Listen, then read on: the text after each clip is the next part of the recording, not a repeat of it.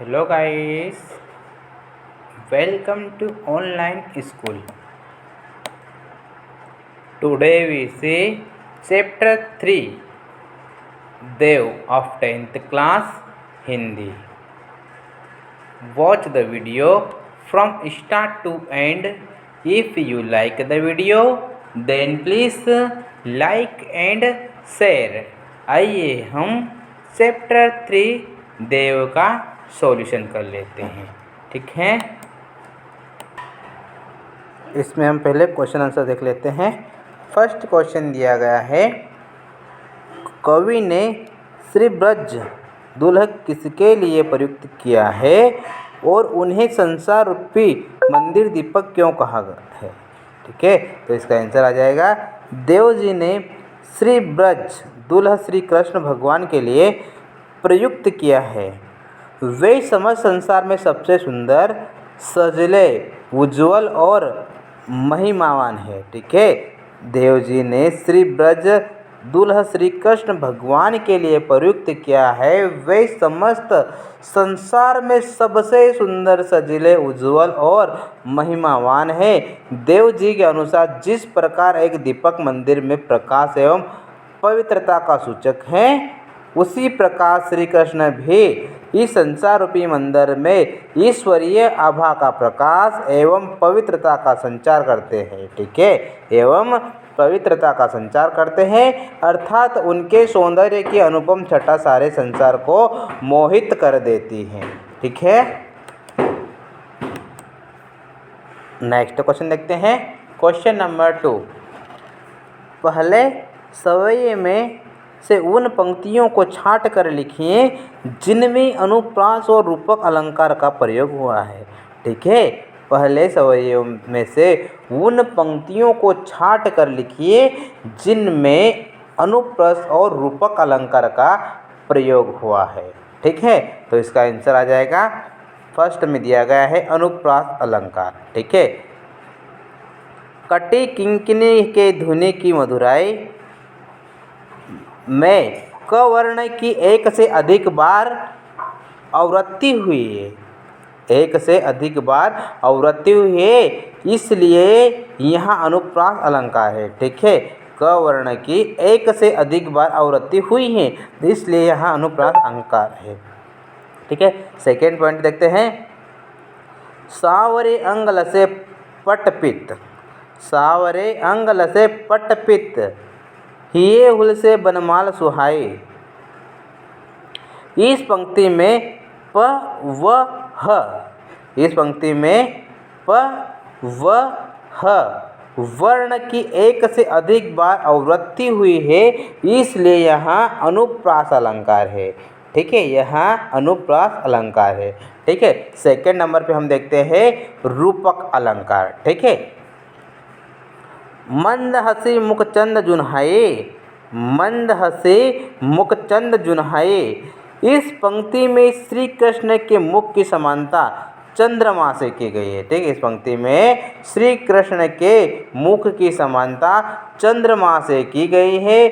उपमेय में उपमान का अभेद आरोप किया गया है, इसलिए यहाँ रूपक अलंकार है। ठीक है, उपमेय में उपमान का अभेद आरोप किया गया है, इसलिए यहाँ रूपक अलंकार है। ठीक है, सेकंड पॉइंट देखते हैं।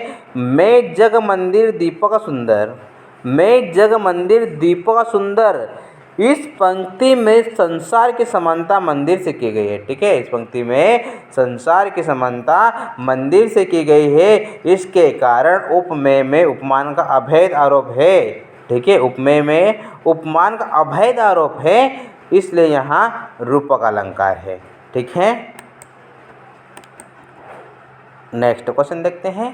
क्वेश्चन नंबर 4, दूसरे कवित्व के आधार पर स्पष्ट करें कि ऋतुराज वसंत के बाल रूप का वर्णन परंपरागत वसंत वर्णन से किस प्रकार भिन्न है। दूसरे कवित्व के आधार पर स्पष्ट करें कि ऋतुराज वसंत के बाल रूप का वर्णन परंपरागत वसंत वर्णन से किस प्रकार भिन्न है। इसका आंसर देख लेते हैं। फर्स्ट नंबर पे दूसरे कवियों द्वारा ऋतुराज वसंत को कामदेव मानने की परंपरा रही है। ठीक है, दूसरे कवियों द्वारा ऋतुराज वसंत को कामदेव मानने की परंपरा रही है, परंतु देवदत्त जी ने ऋतुराज वसंत को कामदेव का पुत्र मानकर एक बालक राजकुमार के रूप में चित्रित किया। ठीक है, इस पॉइंट को फिर से देख लीजिएगा। दूसरे कवियों द्वारा ऋतुराज वसंत को कामदेव मानने की परंपरा रही है, परंतु देवदत्त जी ने ऋतुराज वसंत को कामदेव का पुत्र मानकर एक बालक राजकुमार के रूप में चित्रित किया है। ठीक है, सेकंड पॉइंट देखते हैं। दूसरे कवियों ने जहां वसंत के मादक रूप को सराहा है, दूसरे कवियों ने जहां वसंत के मादक रूप को सराहा है और समस्त प्रकृति को कामदेव की मादकता से प्रभावित दिखाया है। ठीक है, इसके विपरीत देवदत्त जी ने इसे एक बालक के रूप में चित्रित कर परंपरागत रीति से भिन्न प्रकृति को उसके लिए आसक्त दिखाया है। ठीक है, नेक्स्ट पॉइंट देखते हैं। वसंत के परंपरागत वर्णन में फूलों का खिलना, ठंडी हवाओं का चलना, नायक नायिका का मिलना, झूले झूलना आदि होता था, परंतु इसके ऑपोजिट मीन्स विपरीत देवदत्त जी ने यहाँ प्रकृति का चित्रण ममतामयी माँ के रूप में किया है। ठीक है, ममतामयी माँ के रूप में किया है। कवि देव ने समस्त प्राकृतिक उपादानों को बालक वसंत के लालन पालन में सहायक बताया है। ठीक है, बालक वसंत के लालन पालन में सहायक बताया है। ठीक है, इस आधार पर कहा जा सकता है कि ऋतुराज वसंत के बाल रूप का वर्णन परंपरागत वसंत वर्णन से सर्वदा भिन्न है। ठीक है, नेक्स्ट क्वेश्चन देखते हैं। Question number 5। प्रातः जगावत गुलाब चटकारी दे, प्रातः जगावत गुलाब चटकारी दे, इस पंक्ति का भाव स्पष्ट कीजिए। ठीक है, तो आइए हम इसका आंसर देखते हैं। प्रस्तुत पंक्तियां देवदत्त द्विवेदी द्वारा रचित सवैया से ली गई हैं। ठीक है, प्रस्तुत पंक्तियां देवदत्त द्विवेदी द्वारा रचित सवैया से ली गई है। इसमें वसंत रूपी बालक का प्रकृति के माध्यम से लालन पालन करते दर्शाया गया है। ठीक है, इसमें वसंत रूपी बालक का प्रकृति के माध्यम से लालन पालन करते दर्शाया गया है। इस पंक्ति के द्वारा कवि ने वसंत ऋतु की सुबह के प्राकृतिक सौंदर्य का वर्णन किया है। ठीक है, इस पंक्ति के द्वारा कवि ने वसंत ऋतु की सुबह के प्राकृतिक सौंदर्य का वर्णन किया है। वसंत ऋतु को राजा कामदेव का पुत्र बताया गया है। ठीक है, वसंत ऋतु को राजा कामदेव का पुत्र बताया गया है। वसंत रूपी बालक पेड़ की डाल रूपी पालने में सोया हुआ है। ठीक है, पेड़ की डाल रूपी पालने में सोया हुआ है। प्रातः काल होने पर उसे गुलाब का फूल चुटकी बजाकर जगा रहा है। ठीक है, गुलाब का फूल चुटकी बजाकर जगा रहा है। तात्पर्य यह है कि वसंत में प्रातः ही चारों ओर गुलाब खिल जाते हैं। ठीक है, वसंत में प्रातः ही चारों ओर गुलाब खिल जाते हैं। ठीक है, नेक्स्ट क्वेश्चन देखते हैं। Question number 6। चांदनी रात की सुंदरता को कवि ने किन किन रूपों में देखा है? क्वेश्चन को ठीक से समझिएगा। चांदनी रात की सुंदरता को कवि ने किन किन रूपों में देखा है? इसका आंसर आ जाएगा। देवदत्त जी आकाश में चांदनी रात की सुंदरता अपनी कल्पना के माध्यम से निम्नलिखित रूपों में देखते हैं। ठीक है, देवदत्त जी आकाश में चांदनी रात की सुंदरता अपनी कल्पना के माध्यम से निम्नलिखित रूपों में देखते हैं। फर्स्ट नंबर पे हमें दिया गया है पूर्णिमा की रात में धरती और आकाश में चांदनी की आभा। ठीक है, पूर्णिमा की रात में धरती और आकाश में चांदनी की आभा इस तरह फैलती है जैसे स्फटिक नामक शिला से निकलने वाली दूधियाँ रोशनी संसार रूपी मंदिर को प्रकाशित कर रही है। ठीक है, सेकेंड पॉइंट देखते हैं।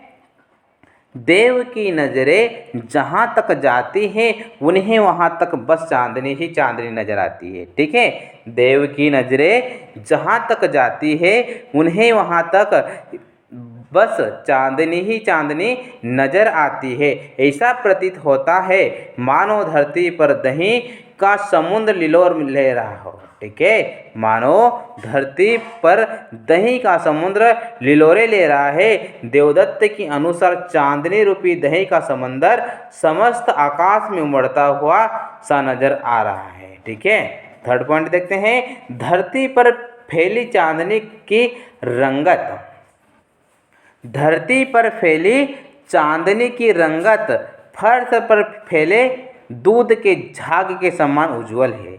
ठीक है, धरती पर फैली चांदनी की रंगत फर्श पर फैले दूध के झाग के समान उज्जवल है तथा उसकी स्वच्छता और स्फुटता दूध के बुलबुले के समान झीनी और पारदर्शी है। ठीक है, झीनी और पारदर्शी है।